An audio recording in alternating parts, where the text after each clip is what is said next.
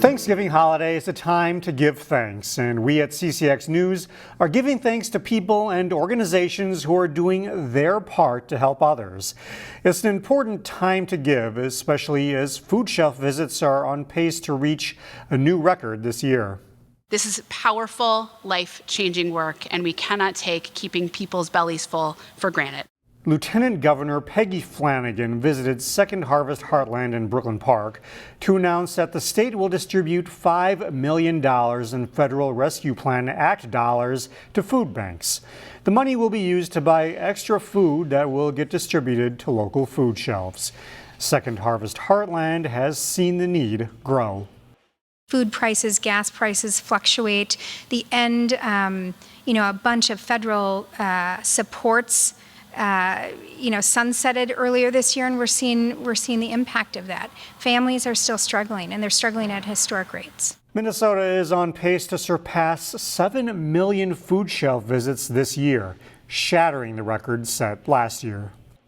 The little things do add up to make a big difference, and as Emily Haugen reports, neighbors in Maple Grove hope doing the little things can add up to help the environment in a big way. All right, I'm going to grab my stuff. When it comes to our planet, there's a way for everyone to do their part. Happens to be a very nice thing for collecting stuff out of drains.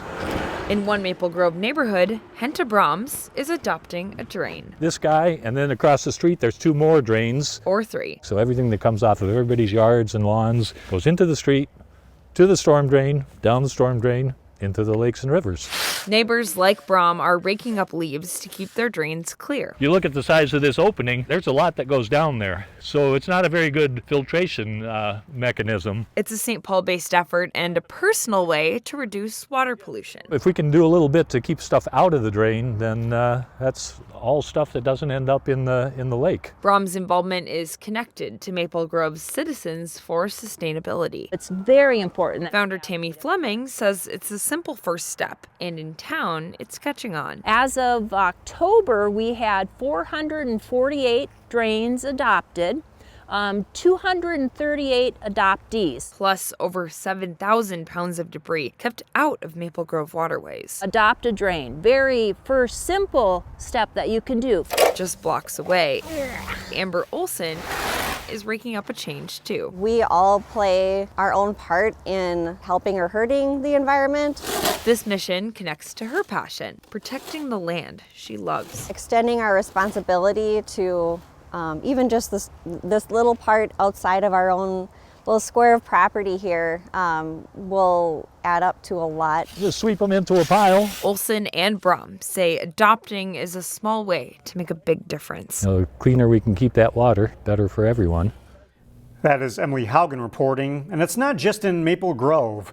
You can sign up online to adopt a drain in your neighborhood. We have more information at ccxmedia.org.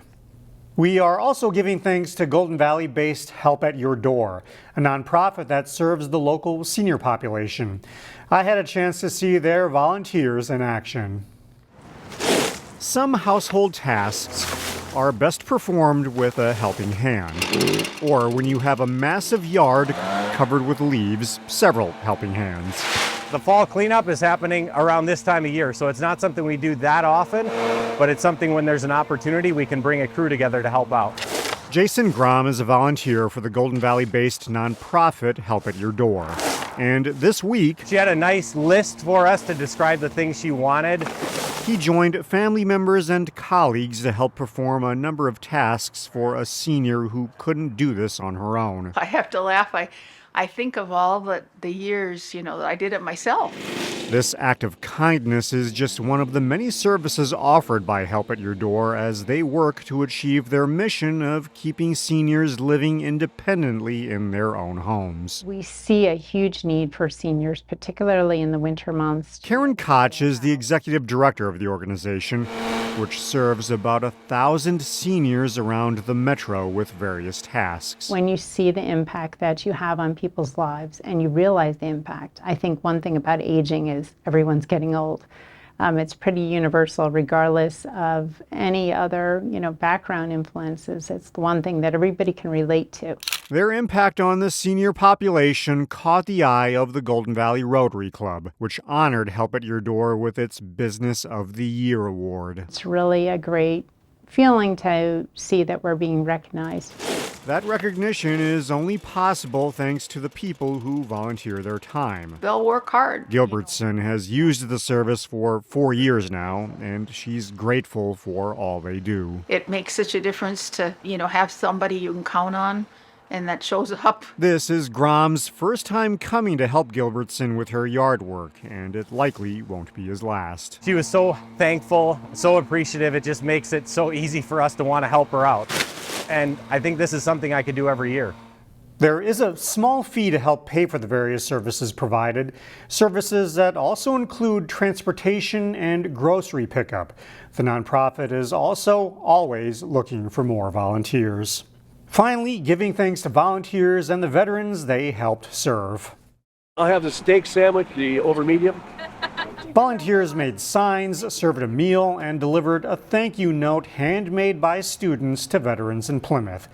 For Vietnam War vet Rod Mandler, a simple drive-through breakfast meant so much more. It almost brings tears to your eyes when they are thanking you for these kind of things, because they didn't do that when you first came here, when you came back, like from Vietnam. But this is special.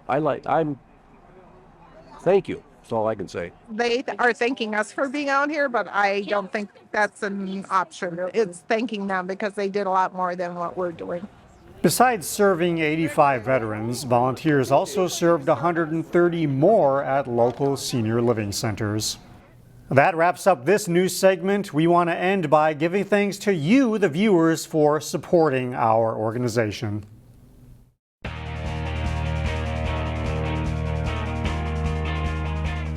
With Wayzata meeting Maple Grove in the Class 3A state final and several other local teams playing well, it was a good year for boys soccer in the northwest suburbs. We've consulted with local coaches to honor the top players in the area. Jay Wilcox presents the CCX All-Area Boys Soccer Team. We'll start our all-area boys soccer team in goal with a dynamite keeper. Maple Grove's Beckett Carlson helped his team to a state runner-up finish in Class 3A. Carlson had 15 shutouts and allowed just 7 goals all season. The Mr. Soccer finalist and All-Metro and All-State pick also scored 6 goals on penalty kicks. Our defenders include number 9 Jackson Widman of State 3A champion Wayzata. The second team All-Metro pick is a great 1v1 defender and strong in the air. Widman also chipped in 8 goals as a valuable weapon on set pieces. Number 19 Diego Connell of Champlain Park earned All-State and second team All-Metro honors for the Rebels. A great defender and vocal leader, Connell also had 2 goals and 2 assists offensively. Number 8 Cole Pitzner of Heritage Christian Academy would excel at any level. The first team All-Metro and 2-time Class A All-State pick was a Mr. Soccer finalist. Strong and fast, Pitzner also had 8 goals and 3 assists. Number 2 Eli Hoff of Park Center moved to center back as a senior to help his team and had a superb year. The All-State pick was Pirates team MVP as they limited opponents to 14 goals in the regular season. Number 21 Bennett Higgins was the rock that anchored Armstrong's defense. The senior was an all-conference pick and helped offensively with 5 goals and 4 assists. Our midfielders include Wayzata's number 16 Charlie Pillar. The second team All-Metro pick was team MVP for the state champion Trojans, scoring 6 goals with 16 assists. Pillar earned All-State tournament team honors. Griffin Price excelled for a resurgent Hopkins team. The Mr. Soccer finalist had 17 goals and 10 assists while earning first team All-Metro and All-State honors. Number 13 Anson Karn of Maple Grove was a second team All-Metro pick. The field general for the Crimson, Karn had 3 goals and 3 assists and earned All-State honors. Number 18 Miles Redmond of Wayzata rounds out the midfielders. Redmond played a key role in creating scoring chances for others and himself. The All-State tournament team pick had 5 goals and 9 assists for the unbeaten Trojans. Up front at forward, number 8 sophomore John Falla of Osseo earned All-State honors and was Orioles Offensive Player of the Year. Bella had 11 goals and 3 assists. Number 7, Lester Arthur of Champlain Park made great strides as a senior. The all-conference pick led the Rebels in scoring with 13 goals and 10 assists, including 5 postseason goals. Number 6, Isaac Nikpo of Park Center moved up front and provided a spark for the Pirates, earning all-state honors and providing 11 goals with 6 assists, despite playing defense for part of the year. And he did a good job. Rounding out our squad is number 10, Sam Bay of Breck. The Mustangs team MVP had 11 goals and 4 assists for a team that reached the top of the Class A poll at the end of the regular season. They earned all-state honors. It's a special group, the CCX All-Area Boys Soccer Team. And it is in. These guys also had strong seasons. The honorable mention picks for boys soccer. Jay Wilcox, CCX Sports.